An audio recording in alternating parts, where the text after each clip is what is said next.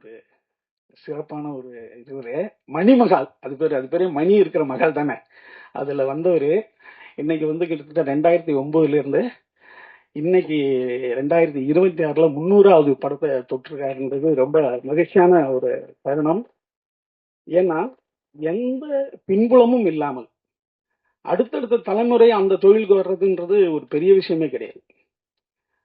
எந்த பின்புலமும் இல்லாமல் ஏதோ ஒரு திருவண்ணாமலையில ஒரு இடத்துல வந்து என்னது என்ன பந்தல் பாது வாழைப்பந்தலா, வாழைப்பந்தல் ஏரியா, வாழைப்பந்தல் வட்டம், அதுக்கு பக்கத்துல இருக்கிற ஒரு மேல் நகரம் மேலா அப்படின்ற ஒரு கிராமத்திலிருந்து வந்து தனி மனிதனாக போராடி இந்த ரஜினி இந்த விஜயகாந்த் எல்லாம் சொல்ற மாதிரி தான் சினிமாவுக்கான எந்த இதுவும் யாருக்கும் இவர்களுக்கெல்லாம் இல்லையாப்பா அப்படின்ற மாதிரி இருந்த ஒரு நிலையில் தனக்கென்ற ஒரு மிகப்பெரிய ஒரு மார்க்கெட்டை என்னன்னா ஒரு மனிதனுடைய கையெழுத்து ஆட்டோகிராஃபா மாறிடணும், அவன் வெற்றியாளன்.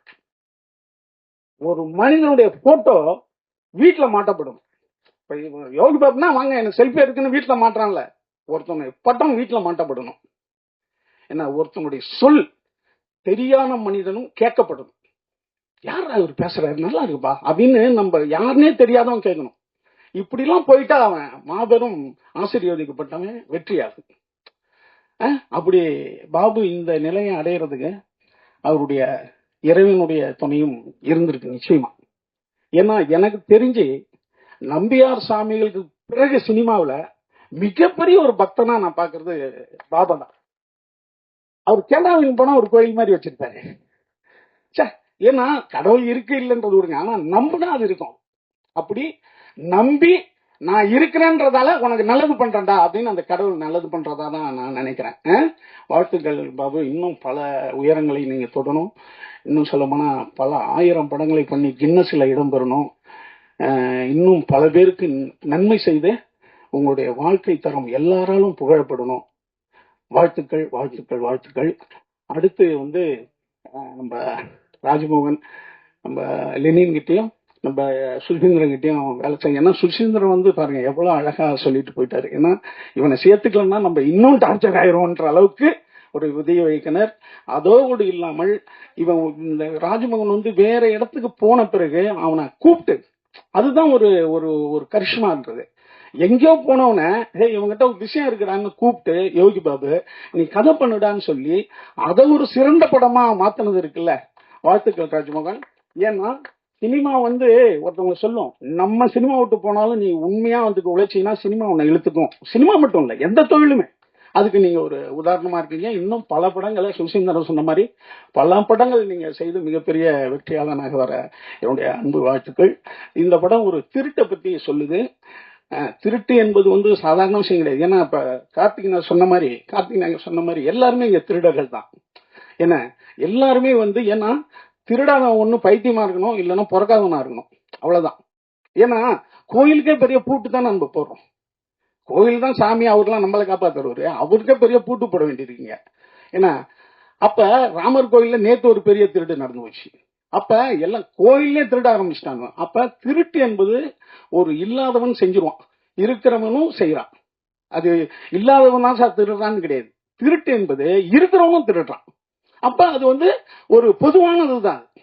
ஏச காட்டி கொடுத்துட்டாங்க. 30 காசுக்கு ஏச காட்டி கொடுத்த யூதாஸ் அவன் வந்து ஃபீல் பண்ணிட்டான். அப்புறம் ஃபீல் பண்ணிட்டு அதே தேவாலயத்துல போய் நான் தப்பு பண்ணிட்டேங்க, காசை திருப்பி கொடுத்துட்டேங்கன்றான். ஐயா போட அவனே காவடிச்சாச்சு இன்னுமேடான பிறகு அவனும் தற்கொலை பண்ணிக்கிறான்.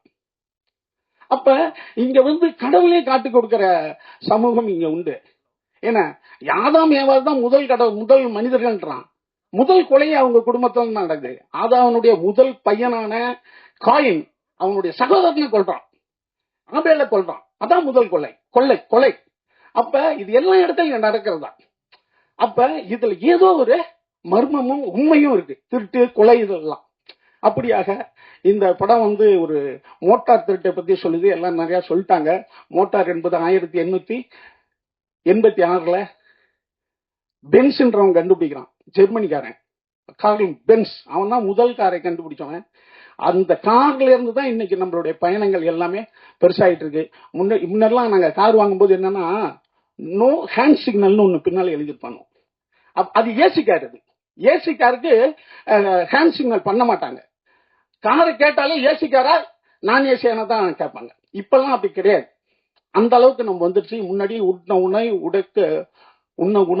உடுக்க உடை, இருக்க இடம் அப்படி இருந்தது மீறி இப்ப ஒரு போனும் காரும் ரொம்ப அவசியமா இருக்கு இல்லையா?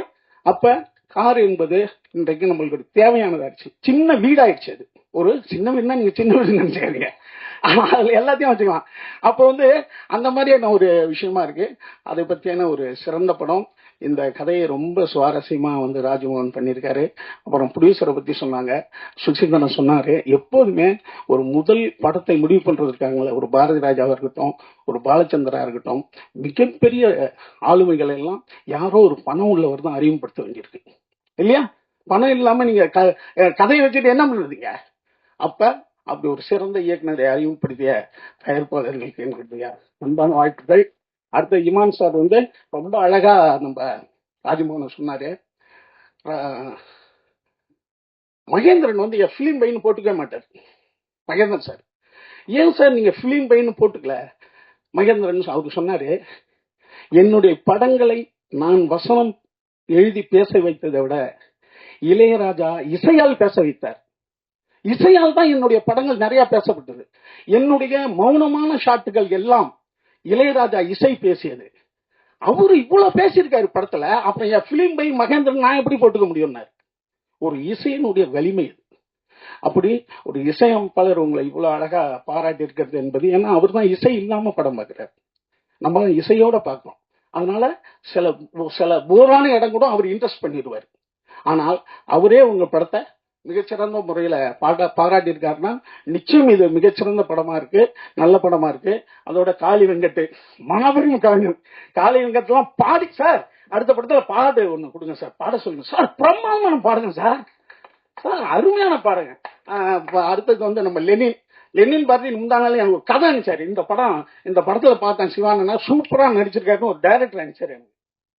எனக்கு கதை சொல்லி ரொம்ப நம்ம லெனின் பாரதி வாழ்த்துக்கள். அடுத்து நம்ம யாராவது விட்டுட்டேனாப்பா, நம்ம ஓம் பிரகாஷ். தம்பி ஓம் பிரகாஷ் கேமராமேன் அப்பப்ப என்கிட்ட கேட்டுக்கிட்டு இருக்காரு, அப்பா அவன் யாருப்பா ஓம் பிரகாஷ்ன்னு.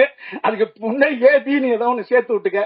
அடுத்தது மேடம் நம்ம அருள்தாஸ் அண்ணன், மதன், எல்லாமே மாபெரும் கலைஞர்கள். அடுத்தது பாருங்க கேமராமேன் பிரதீப். தம்பி தானு சார் மட்டும் ஒன்ன பார்த்தாருன்னா, சார் பார்த்தா ஐயா, அதாவது பார்த்தா ஒரு உளி மாதிரி இருக்காயா, உடம்பெல்லாம் மூளை அவனுக்குன்னு. அப்படி சின்ன பிள்ளையா இருந்தாலும் அறிவான பையன். எனக்கு ரைட்டர்ல நான் நடிக்கும் போது எனக்கு கேமரா பண்ணாப்புல. அதே போல இன்னைக்கும் அதே ஆர்வத்தோட ராஜமோகனுக்கு மிகப்பெரிய ஒரு உறுதுணையா இருந்து இந்த நல்ல படத்துல ஒர்க் பண்ணியிருக்காரு. மற்ற எல்லா கலைஞர்களுக்கும் என்னுடைய அன்பான வாழ்த்துக்கள். நன்றி.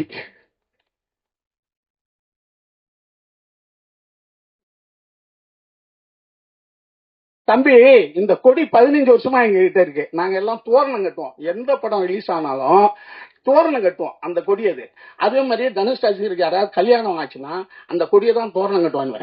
அடுத்தது காது குத்து எல்லாத்துக்கும் அது போவோம். இப்ப என்ன ஆச்சுன்னா இந்த பசங்க கொஞ்சம் பேரு அதை கார்ல மாற்ற மாதிரி ரெடி பண்ணி எடுத்துட்டு வந்துட்டாங்க. இப்ப நாங்க வருஷம் வருஷம் மாவட்ட தலைவர்கள், செயலாளர்கள், பொருளாளர்கள், அமைப்பாளர்கள் இவங்களெல்லாம் கூப்பிட்டு புதுப்பிப்போம். என்ன, ஒருத்தன் திடீர்னு துபாய்க்கு வேலைக்கு போயிடுவான் செயலாளராக இருந்தவன், அதுக்கு பதிலாக இன்னொரு போஸ்டிங் போடணும். அப்படி இல்லைன்னா இருக்கிறவங்களுக்கு திரும்பி புதுப்பிச்சு தரும். அடுத்தது புதிய மன்றங்கள் திறந்திருப்பாங்க, அதை பத்தி டிஸ்கஸ் பண்ணுவோம். அப்படி வருஷம் வருஷம் ஒரு விழா நடத்துவோம். அதை இந்த தடவை நடத்தணும். அதுல சில பசங்க கார்ல மாற்ற மாதிரி அந்த கொடியை ரெடி பண்ணி எடுத்துட்டு வந்தாங்க. அதை 4 பேருக்கு மாட்டி விட்டோம். அதை சில நண்பர்கள் புதிய கொடி அறிமுகன்ற மாதிரி நினைச்சிட்டாங்க. அந்த கொடி எங்கள்கிட்ட இருக்கிற கொடி தான் அது. நன்றி, வணக்கம்.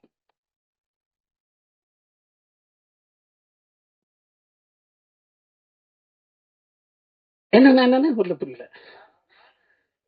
ஆமா, இல்ல அதான் சூரியனே ஒரு ஸ்டார் தான். ஒவ்வொரு மனிதனும் ஒரு ஸ்டார் ஆகணும். ஒவ்வொரு மனிதனும் வெளிச்சத்தில் இருக்கணும். வெளிச்சம் ஆகணும்ன்ற ஒரு அடையாளம் தானே அது, இல்லையா? அதனால அமெரிக்கா கொடியிலையும் தான் ஸ்டார் இருக்கு.